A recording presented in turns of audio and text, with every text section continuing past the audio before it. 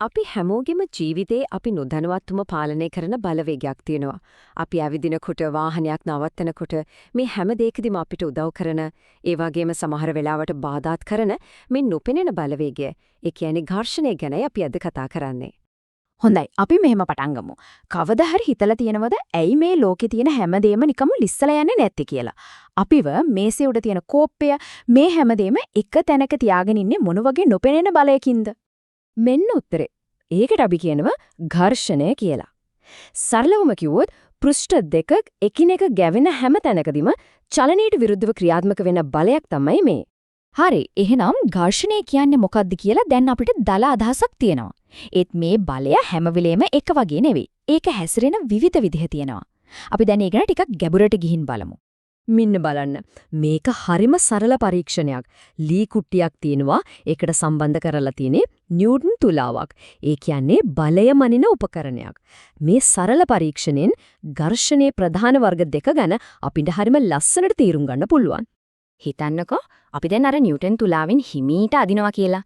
එතකොට ඇත්තටම වෙන්නේ නොපෙනෙන කඹ ඇදිල්ලක්. අපි එක පැත්තකට අදිනවා, ඝර්ෂණය අනිත් පැත්තට අදිනවා. පුදුම දේ තමයි අපි බලය ටික ටික වැඩි කරද්දී ඝර්ෂණ බලයත් ඒකට හරියන්නව වැඩි වෙනවා. ඒ කියන්නේ ඒක ස්වයංක්‍රීයව සැකසෙනවා.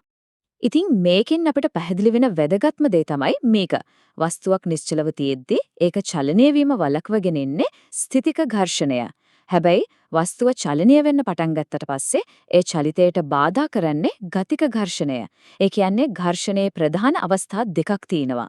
හරි දැන් ඝර්ෂණයේ වර්ග දෙක ගැන අපි දන්නවා. ඒත් ඊළඟට එන ප්‍රශ්නේ තමයි මේ ඝර්ෂණ බලය. ඒ කියන්නේ අර ග්‍රහණය කොච්චර ශක්තිමත්ද කියලා තීරණය වෙන්නේ මොන කාරණා මතද? ඒ කියන්නේ ඝර්ෂණයේ ශක්තිය රඳා පවතින්නේ වස්තුවක ලොකු කුඩා බව මතද? එහෙම නැත්නම් ඒකේ බර මතද?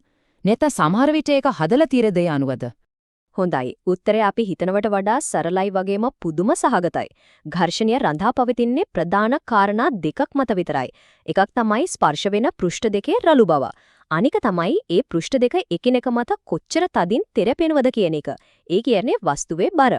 හැබැයි පුදුමම දේ තමයි ස්පර්ශ වන වර්ගඵලය කොච්චර ලොකුද කියන එක මේකට කොහෙත්ම අදාළ වෙන්නේ නැහැ. දැන් තමයි අපි ඝර්ෂණයේ අසල් චරිතය ගැන කතා කරන්න යන්නේ.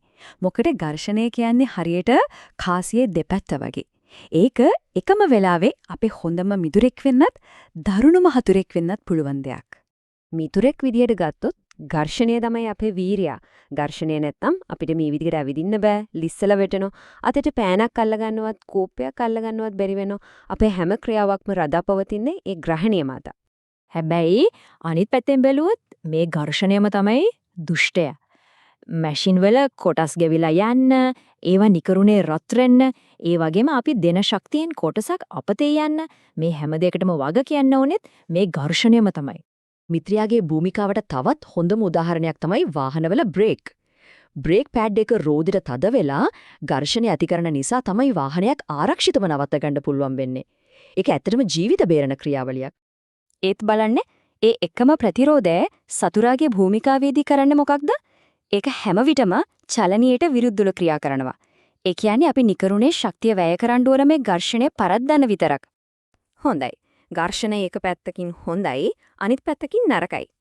ඉතින් මේ අවබෝධයත් එක්ක අපි කොහොමද මේ බලවේගය අපේ වැඩවලට වාසිදායක විදිහට පාලනය කරගන්නේ? අපි දැන් ඒ ගැන බලමු. ඇත්තටම මිනිස්යන් මේ බලය හීලයා කරගන්න හරිම දක්ෂයි. අපි ග්‍රහණය ඕන තැන්වලදී ඝර්ෂණය උප්පරිමෙන්ම වැඩි කරනවා. ඒ වගේම සුමුද චලනයක් ඕන තැන්වලදී ඝර්ෂණය පුළුවන් තරම් අඩු කරනවා. ඒක හරියට වොලියුම් නොබ් එකක් වගේ ඕන විදිහට අඩු වැඩි කරනවා. මෙන්න ඒකට කදිම උදාහරණ දෙකක්. වම් පැත්තේ තියෙන ටයරයක්. බලන්න ඒකේ තියෙන කාණු. මේවා නිර්මාණය කරලා තියෙන්නේ පාරත් එක්ක තියෙන ග්‍රහණය උපරිම කරන්න. දකුණු පැත්තේ තියෙන්නේ බෝල බෑරිමක්. ඒකේ තියෙන කුඩා බෝල නිසා පෘෂ්ඨ අතර ඝර්ෂණය අවම වෙලා කොටස් වලට හරිම සුමුටව කැරකෙන්න පුළුවන්. ඉතින් අවසාන වශයෙන් අපිට පේනවා ඝර්ෂණය කියන්නේ ග්‍රහණය සහ ප්‍රතිරෝධය අතර තියෙන නොනවතින සටනක් කියලා. එකම වෙලාවේ අපේ පැවැත්මට අත්‍යවශ්‍ය වෙන ඒ වගේම අපිට බාධාත් කරන මේ බලය. ඇතරම අපේ ලෝකයේ කොයිතරම් සියුම්ව පාලනය කරනවද මතකට හිතන්න. එකවරම මිතුරෙක් සහ සතුරෙක් වෙන මේ වගේ තවත් බලවේග ස්වභාවධර්මයේ කොහේදී අපිට හම් වෙන්න පුළුවන්.